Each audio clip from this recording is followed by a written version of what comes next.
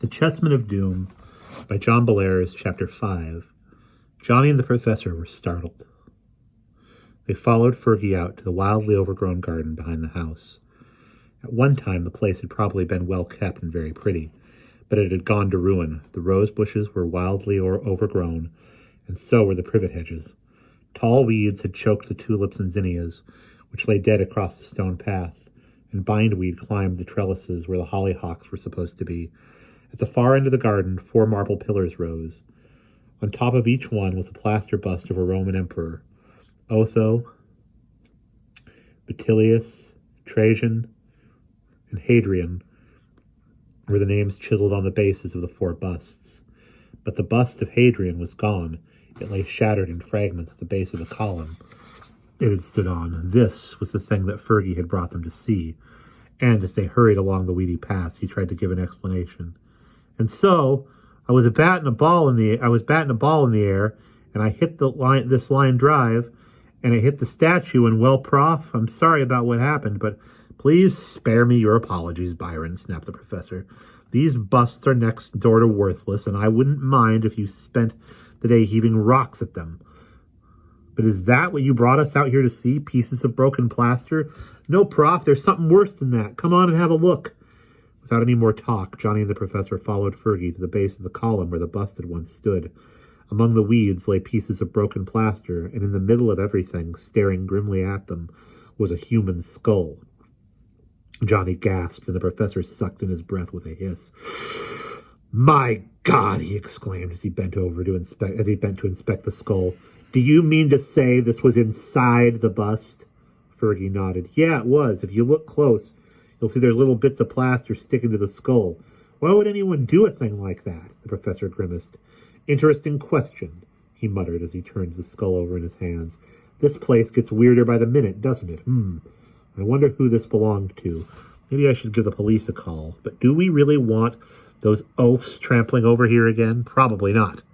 He looked up suddenly. Gentlemen, you can amuse yourselves for the rest of the morning while I go down to the public library in Stone Arabia. Or, gentlemen, can you amuse yourselves for the rest of the morning while I go down to the public library in Stone Arabia? I'll see you later. Before Johnny and Fergie could say anything, the professor tucked the skull under his arm and marched off toward the house. Hey, exclaimed Fergie as he watched the old man go. He's got a bug in his ear about something, that's for sure. What do you think he's going to do at the library? Johnny bit his lip. I don't know, but you can be sure we'll find out about it if he does turn up something. For the rest of the morning, Johnny and Fergie played flies and grounders. Finally, around noon, they went up to the house for a glass of lemonade. And they were sipping and talking on the front porch when the professor's car came rattling up the drive. Out he sprang and slammed with the car door.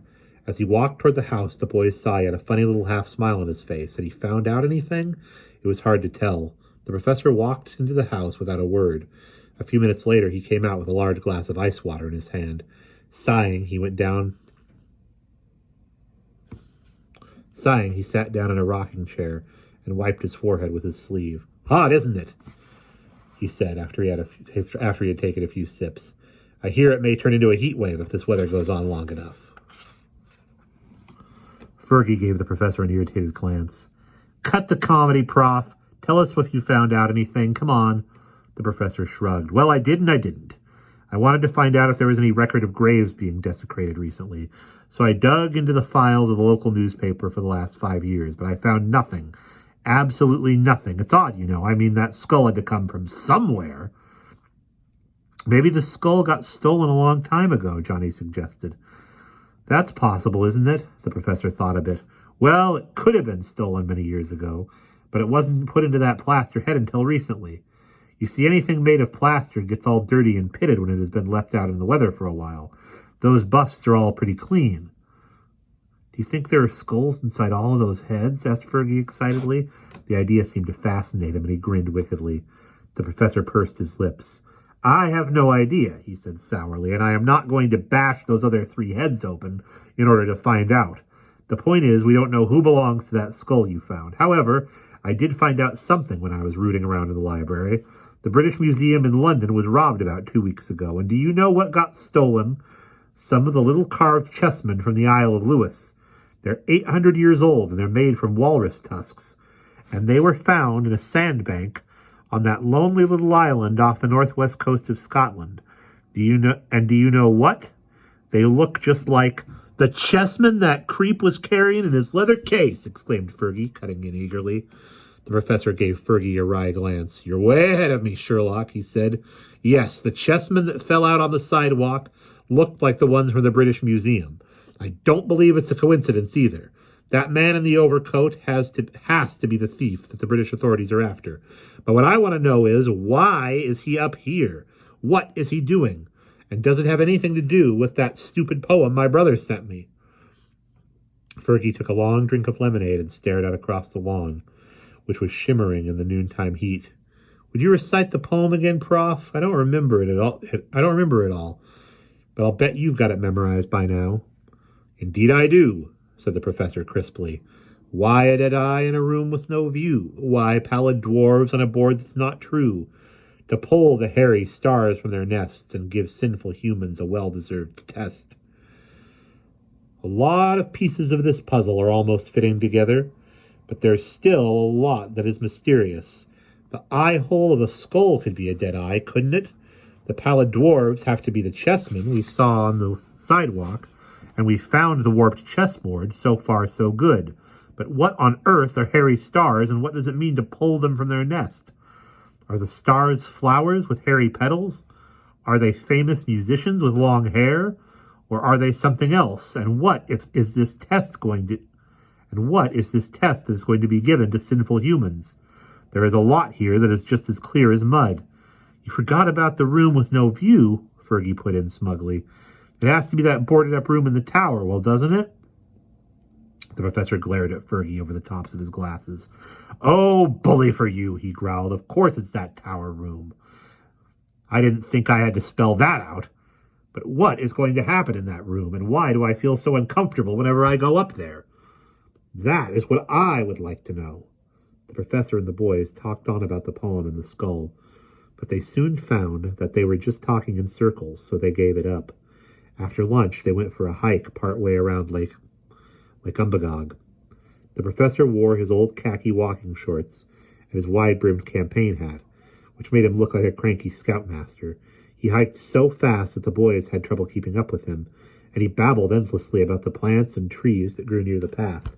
Later, when they got home, the three of them played a little tennis on an old crumbling court near the house. Johnny and Fergie took turns against the professor, who was amazingly nimble for a man of his age. In fact, he won about half the games they played. Then, in the evening, they had an outdoor barbecue and sat around on the porch swapping stories and sipping iced tea until sundown. Though they tried to be cheerful, they kept thinking of the sinister events that had happened at the old estate. A dark cloud hung over their pleasant chatter, and it would not go away. Late that night, Johnny had a very disturbing dream. He dreamed that he got out of bed and floated, weightless, down the broad staircase and out the front door of the mansion. He drifted, his feet barely brushing the wet grass, across the weedy garden, and down to the long lawn that led to Herkimer Column, to the Herkimer Column. He swept past the column, through clumps of bushes and briars, branches and two-pronged thistles tore at his pajamas and raked across his face. Finally, he was dumped down with a jarring thump, and to his horror he found that he was awake and really, truly standing in the middle of a patch of tall, wet grass. Gray moonlight bathed the scene, and when Johnny's foggy brain cleared, he saw that he was near the old abandoned observatory. Crickets chirped loudly, and the moonlight cast a dull sheen on the greenish copper dome that hid a broken telescope. What was he doing here? Why had he been dragged out to this lonely place in the middle of the night? Johnny shivered and clutched at his sides, and then he heard it, a crunching in the bushes that grew close to the walls of the half-ruined building. Who is it? Johnny whispered hoarsely, in a voice that was so strange his voice was so strange that it hardly sounded like his own. No answer.